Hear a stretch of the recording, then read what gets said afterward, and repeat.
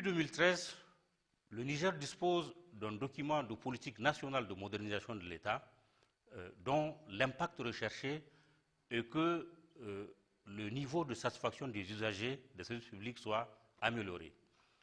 Et pour que ce changement qualitatif soit une réalité, il faut que les rapports entre l'État, qui est producteur de services publics, d'une part, et les usagers qui en sont utilisateurs, d'autre part, donc il faut que ce rapport soit des plus aisés.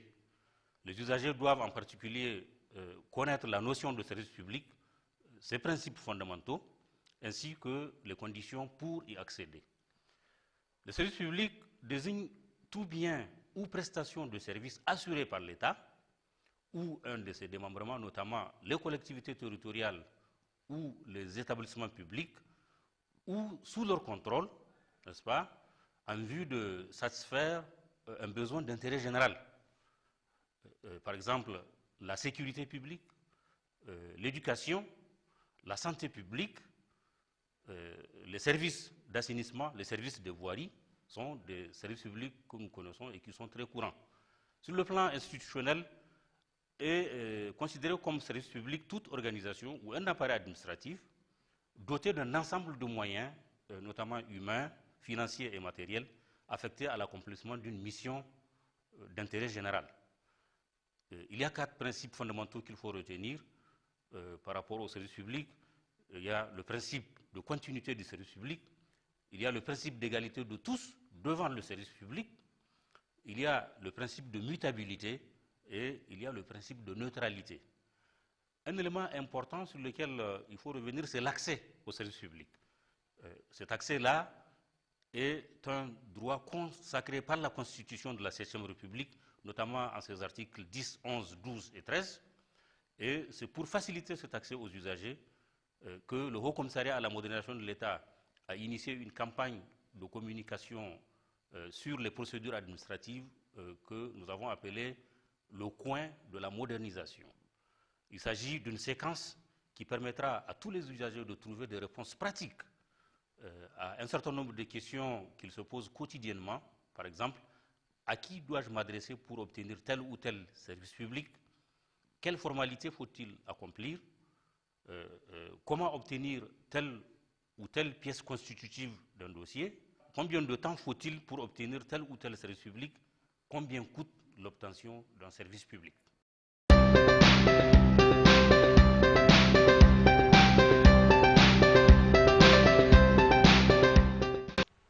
Placé sous la tutelle du ministère de la Culture et de l'Élevage, le Centre national de lutte anti-acridienne CNLA a pour rôle essentiel la surveillance et la lutte contre le criquet pèlerin. Et la Direction générale de la protection des végétaux a en charge la lutte contre les autres insectes, les autres ravageurs des cultures.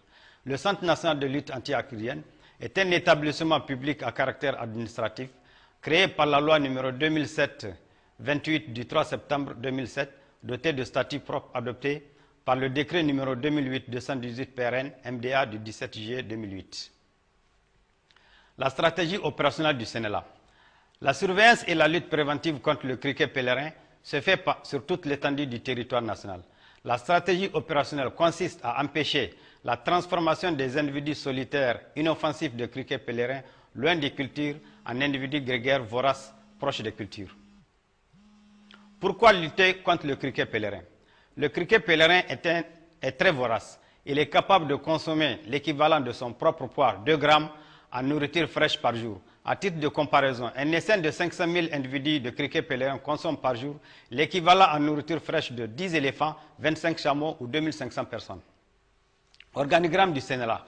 Le CNLA est constitué d'une direction générale composée des directions suivantes. La direction des opérations techniques, la direction du suivi environnemental et sanitaire, la direction du suivi et évaluation, la direction des affaires administratives et financières. Sous ces directions sont placées les divisions chargées de la conception des activités du centre. Les autres structures du CNLA sont la base principale d'Agadez, qui est le centre opérationnel du CNLA, la base secondaire installée à Inabangarit, les points de surveillance de Filengue et de Gouré en charge des opérations de prospection dans le Sahel de pâturage, les points d'appui de Tabelote, Iféron, Arlit et Termite, qui sont les postes avancés servant de relais à la base principale. Quelles sont les missions du CNLA? Elles sont de 2 types. En période de rémission, Organiser et conduire les opérations de surveillance régulière et de lutte préventive contre le criquet pèlerin dans ces aires de grégarisation Aïr, Tamesna et dans le Sahel de pâturage. En période d'invasion, préparer les plans d'action, coordonner et évaluer les opérations de lutte en collaboration avec la Direction générale de la protection des végétaux et les autres structures concernées. Mettre en œuvre les exigences du cahier de charges environnementales afin d'atténuer les impacts négatifs de la lutte anti-acridienne sur l'homme et l'environnement. Procédure à suivre pour une intervention en cas d'attaque du criquet pèlerin. La remontée de l'information. Information émane des voyageurs, des nomades, des forces de défense et de sécurité, des agents des services techniques ainsi que du personnel de l'information acridienne. Les prospections acridiennes.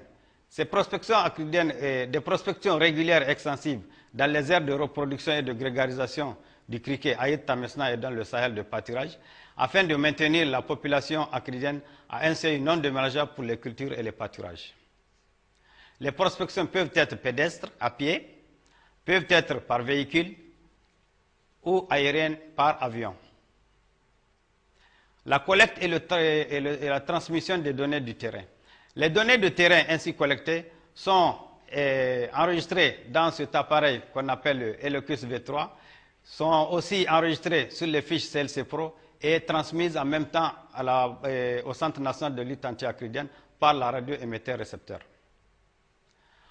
En cas d'une infestation larvaire, pour que le traitement se justifie, il faut 5 000 individus, 5 000 larves à l'hectare pour les grosses larves et 50 000 larves à l'hectare pour les petites larves. En cas d'une infestation par des ailés, il faut 500 individus par hectare. On peut avoir affaire à un essai en vol ou bien un essai posé. L'exécution du traitement. Suite aux informations collectées, si une intervention est nécessaire, le CNLA réagit en déployant une équipe d'intervention rapide selon l'ampleur de l'infestation.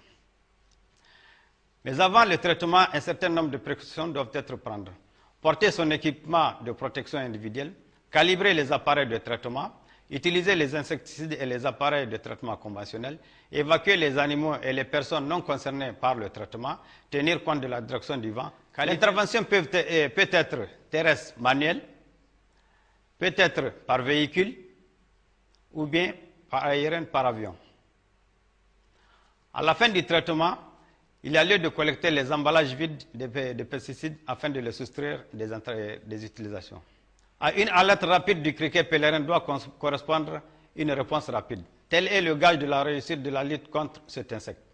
Le CNLA lance un appel à l'endroit de tous les Nigériens en général et ceux des aires d'habitat du criquet en particulier de communiquer toute information relative à la présence du criquet dans leur zone. Au CNLA, au 96 50 81 75, à la base principale d'Agadez, au 96 88 13 78, au poste de surveillance de Filengue, au 96 26 35 26, au poste de surveillance de Gouré, au 97 20 54 20 ou au service d'agriculture le plus proche.